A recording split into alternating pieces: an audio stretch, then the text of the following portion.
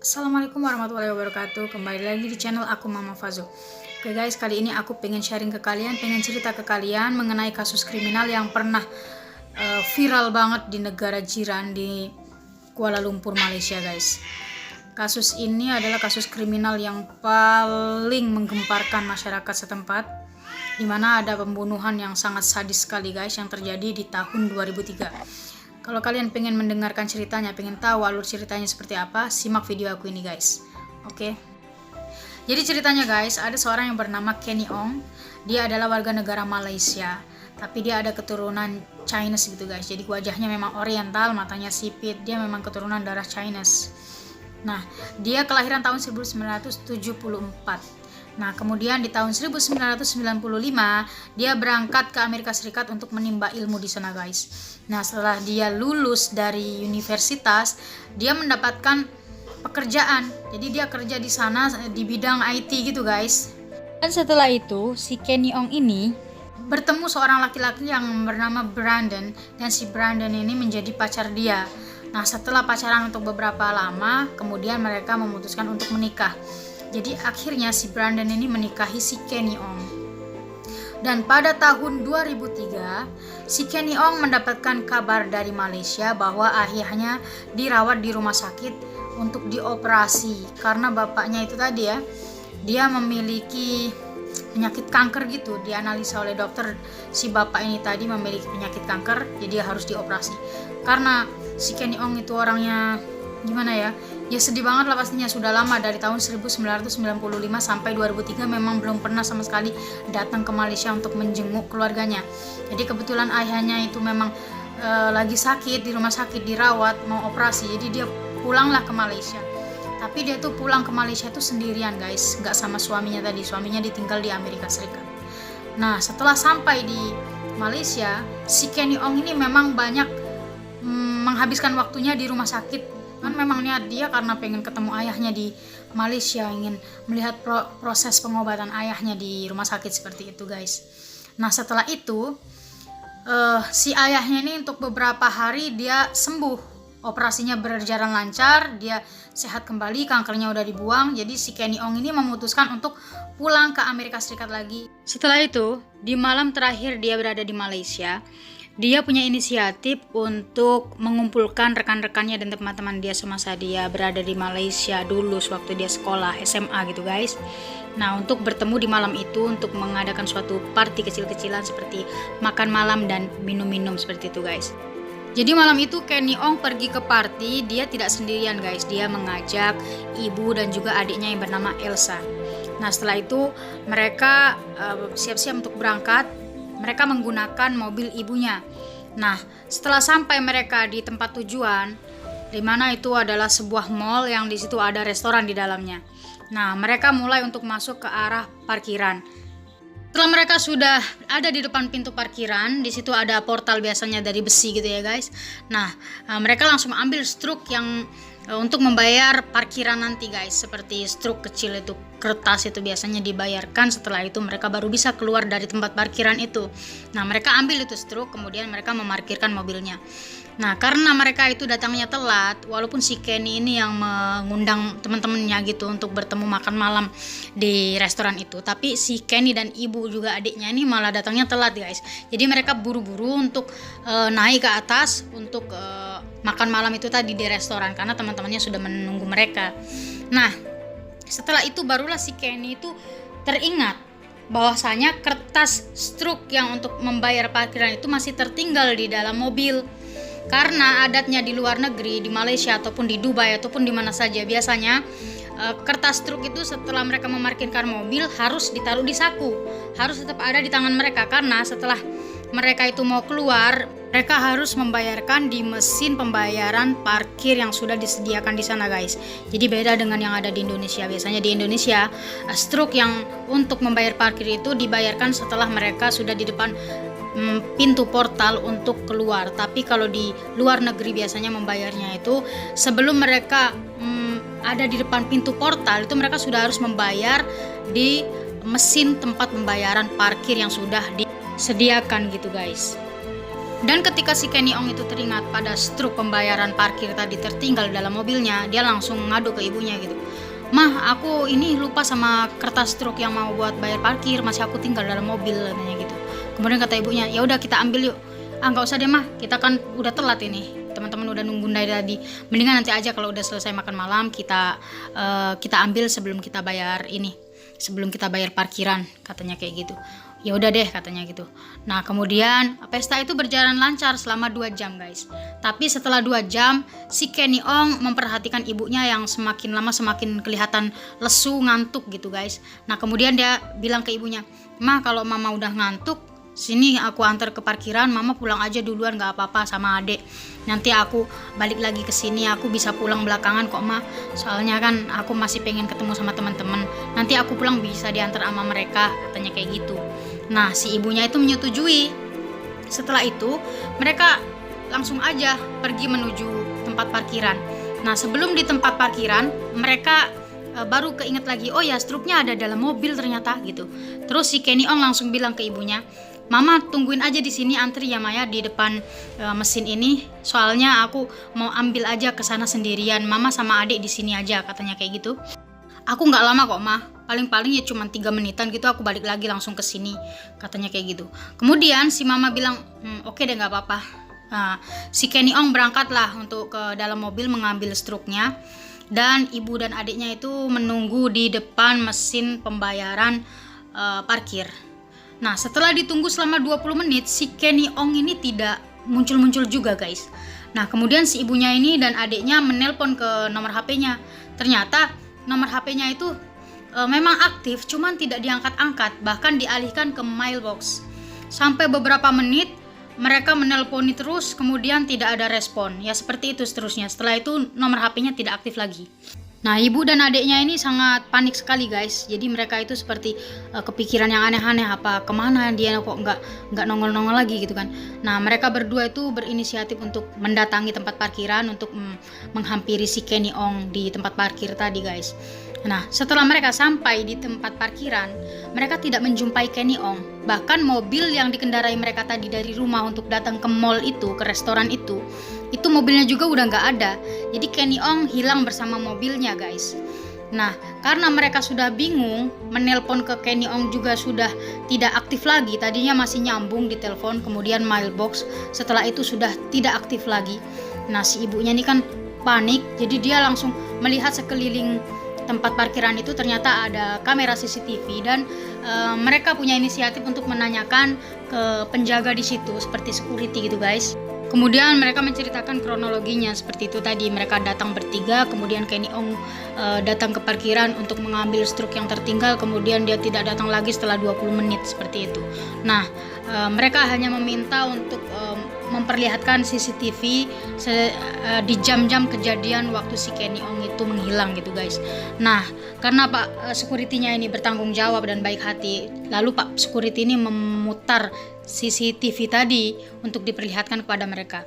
Ternyata benar guys, di jam-jam saat si Kenny Ong pamit ke ibunya untuk mengambil struk di dalam mobil, nah si Kenny Ong itu terlihat di dalam rekaman CCTV, dia meringkuk di dalam mobil, kemudian ada laki-laki di sampingnya yang mengendarai mobil Kenny Ong dengan sangat mengebut, kemudian menabrak portal yang ada di tempat parkiran itu. Seperti besi itu loh guys, yang untuk menahan mobil supaya tidak langsung masuk atau tidak langsung keluar, karena di situ harus bayar dulu gitu guys. Nah karena ibunya ini yakin itu laki-laki dia tidak kenal, pasti itu adalah seorang penculik. Jadi intinya si Kenny Ong ini diculik orang gitu guys, kata ibunya. Dia melapor ke kantor polisi guys. Nah setelah itu dia menunggu sampai beberapa hari, kurang lebih 3 hari, tidak ada juga kabar di mana Kenny Ong berada ataupun keberadaan mobilnya di mana. Nah setelah itu si ibunya nggak tinggal diam gitu aja, tidak hanya cukup menunggu kabar dari polisi, ibunya juga punya inisiatif untuk pergi ke tempat dimana untuk apa ya, kayak stasiun televisi. Dia mau jumpa pers dengan orang, terus mengabarkan bahwa anaknya diculik segala macam gitu, dan minta tolong pada orang-orang untuk membantu untuk mencari keberadaan si Kenny Ong. Juga dia bilang ke penculiknya itu supaya mengembalikan Kenny Ong dengan selamat dan tidak kurang suatu apapun. Setelah mereka mengadakan suatu jumpa pers, kemudian sedikit terbuka juga ini kasus ya guys, karena ada seseorang yang melaporkan bahwa mereka menemukan sebuah mobil yang diparkirkan di pinggir jalan, yang mana di situ mobilnya ciri-cirinya persis seperti mobil yang dikendarai oleh Kenny Ong di malam saat dia itu menghilang begitu guys.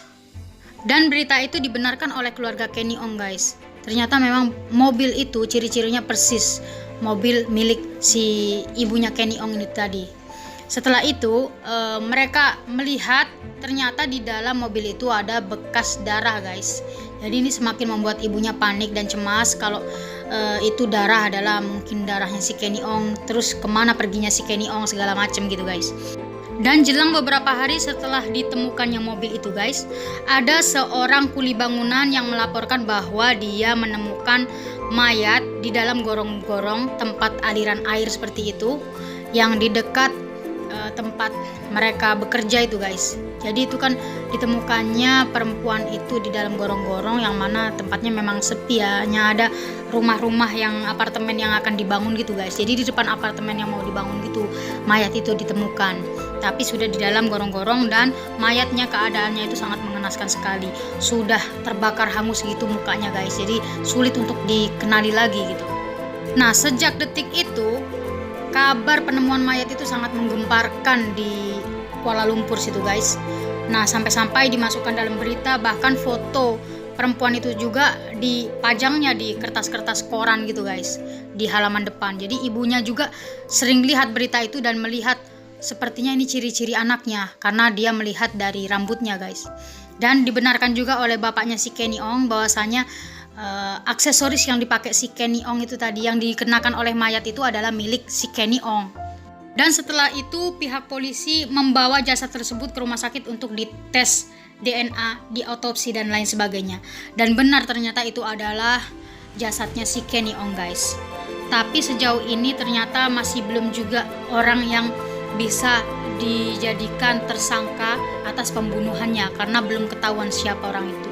Sampai akhirnya ada seorang polisi dan rekannya yang pada malam kejadian itu mereka pernah memergoki mobil berwarna ungu yang sedang berhenti di tepi jalan. Karena polisi ini tadi mencium aroma yang mencurigakan dari mobil tersebut guys. Jadi polisi ini langsung turun dari motor mendekati mobil tersebut. Setelah itu ditanyanya itu orang yang berada di dalam mobil. Nah sebelumnya mereka ketuk dulu pintu jendela, setelah itu dibukanya oleh seseorang yang berwajah Malay, dia seorang laki-laki gitu guys. Dibukanya pintu jendela itu nggak semua, cuman dikit aja. Nah si polisi itu melihat di samping laki-laki Malay itu tadi ada seorang perempuan yang duduk di sampingnya. Tapi si perempuan itu seperti agak kayak orang ketakutan. Iya, si perempuan itu tadi terlihat seperti ketakutan dan sesekali dia memberikan isyarat atau kode gitu guys. Seperti dia itu meminta pertolongan. Jadi dia kayak memohon-mohon minta pakai tangannya gitu untuk memberi isyarat kalau dia itu memang lagi dalam keadaan darurat atau dalam keadaan bahaya. Tapi ketika si laki-laki yang di sampingnya tadi menoleh kepadanya, dia langsung seperti menunduk, seperti tidak berkata apa-apa. Jadi seakan-akan dia memang diancam begitu kan. Memang dari sebelumnya dia memang diancam guys. Dan ketika polisi melihat dua orang dalam mobil ini semakin mencurigakan, si polisi tadi tidak lupa untuk meminta identitas mereka berdua. Nah si Kenny Ong itu memberikan identitasnya, juga laki-laki yang ada di sampingnya si Kenny Ong tadi yang mengendarai mobil Kenny Ong itu memberikan identitasnya. Nah setelah itu si Kenny Ong itu tidak berhenti untuk memberikan kode minta tolong kepada si polisi. Tapi setelah dilihat sama si laki-lakinya, dia langsung tertunduk ketakutan. Nah karena si polisi itu merasa curiga, nah dia langsung bilang ke si Kenny Ong, udah kamu keluar aja dari situ, keluar, jangan di dalam situ, katanya gitu. Terus karena mendengar si polisi tadi nyuruh keluar si Kenny Ong, nah si laki-laki tadi langsung saja cabut tancap gas sekencang-kencangnya. Nah terjadilah saling kebut-kebutan gitu guys. Si polisi itu ingin mengejar si cowok tadi yang mengendarai mobil itu. Namun pada akhirnya laki-laki tadi lolos bersama si Kenny Ong tadi guys dengan mengendarai kendaraan yang sangat kenceng. Nah tapi sebelumnya polisi itu berhasil menembak salah satu ban dari mobil yang dikendarai tadi guys.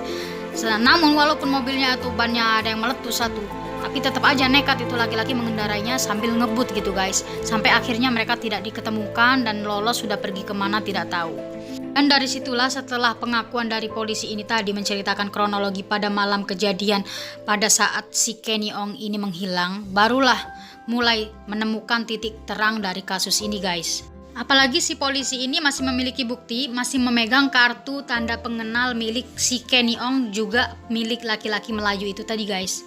Ya karena itu tadi, karena si polisi nyuruh si Kenny Ong itu tadi keluar dari mobil, dia gugup ketakutan karena memang dia sudah melakukan tindak kriminal gitu bersama si perempuan tadi. Maksudnya dia melakukan penganiayaan pada perempuan di dalam mobil, mengancam dan menodongkan pisau gitu. Sepanjang perjalanan dia todongkan pisau untuk mengancam, jangan sampai kamu berani keluar atau berani tidak menuruti kemauan saya, nanti kamu akan saya bunuh.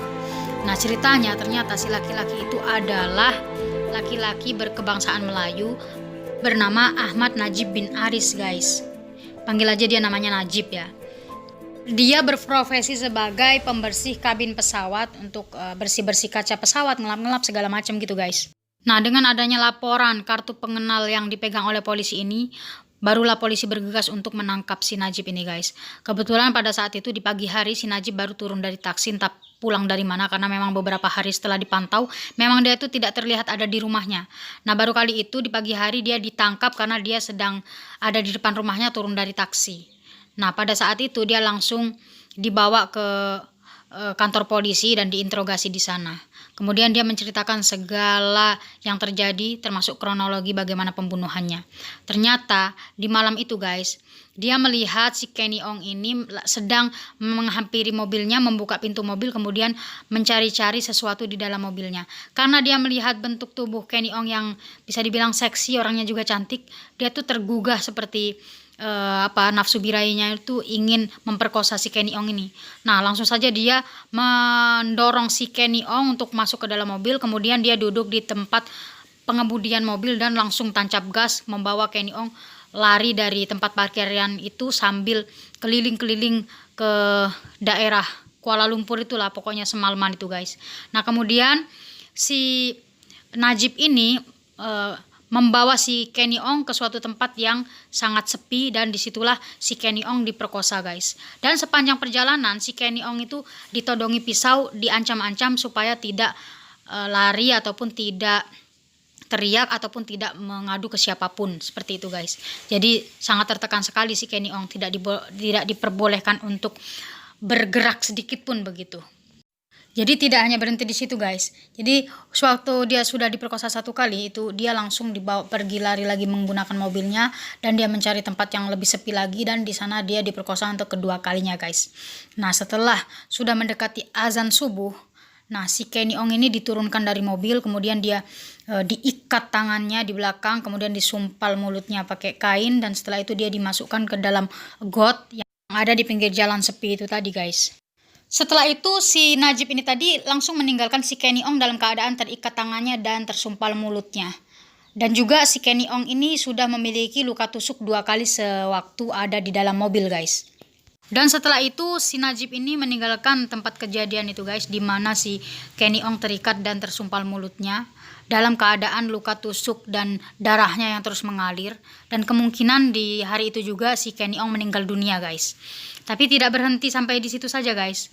Nah pada malam harinya si Najib ini datang kembali di tempat di mana si Kenny Ong itu ditaruh di dalam got itu tadi sambil membawa bensin 2 botol, kemudian menyiramkan di muka juga badannya si Kenny Ong, kemudian dibakar gitu guys. Jadi sampai wajahnya itu tidak bisa dikenali lagi, tapi masih tersisa rambutnya gitu guys. Makanya ibunya itu bisa tahu kalau itu anaknya karena dia melihat dari ciri-ciri rambut dari korban itu. Demikian itu tadi adalah pengakuan dari si Najib, pelaku pembunuhan terhadap si Kenny Ong ini tadi guys. Nah setelah dia mengaku seperti itu barulah dia dijatuhi hukuman gantung guys. Jadi hukuman itu sangat setimpal buat dia. Benar-benar biadab sekali dia kan. Dan andai kalian tahu guys, ternyata background dari seorang Najib ini menurut pengakuan para tetangga dan orang yang mengenalnya, si Najib ini adalah orang yang rajin ke masjid, suka pakai kopiah kok. Terus dia juga orangnya jiwa sosial, suka menolong tetangga, orangnya baik, murah senyum, ucapannya sopan seperti itu guys. Jadi tidak menutup kemungkinan ya orang yang seperti itu. Memang tidak semua orang yang seperti itu memiliki jiwa psikopat, tapi dari sekian banyak kasus kriminal atau pembunuh berdarah dingin ataupun bisa dibilang psikopat, mereka kebanyakan memang ciri-cirinya itu orangnya lemah lembut, gemulai, baik hati, murah senyum dan lain sebagainya. Tapi saya rasa ya memang tidak semuanya seperti itu. Cuman kalau seandainya ada orang yang suka senyum-senyum nggak jelas tanpa sebab atau seperti apa, itu perlu dicurigai juga. Makanya buat kalian semua ya, kalau yang terlalu sering senyum-senyum tanpa sebab ya perlu diperbaiki lagi. Jangan suka senyum-senyum tanpa sebab ataupun menunjukkan gelagat yang mencurigakan seperti itu, guys. Saya berharap semoga si almarhum ini memang ditempatkan di tempat yang layak di sisi Tuhan Yang Maha Esa. Juga keluarganya diberikan ketabahan dan juga diberikan kekuatan, murah rezeki sampai saat ini ya. Dan terima kasih buat kalian yang telah menonton video saya. Semoga bermanfaat, semoga kalian juga dijauhkan dari orang-orang jahat, dan juga semoga kalian selalu damai-damai saja. Terima kasih banyak. Wassalamualaikum warahmatullahi wabarakatuh.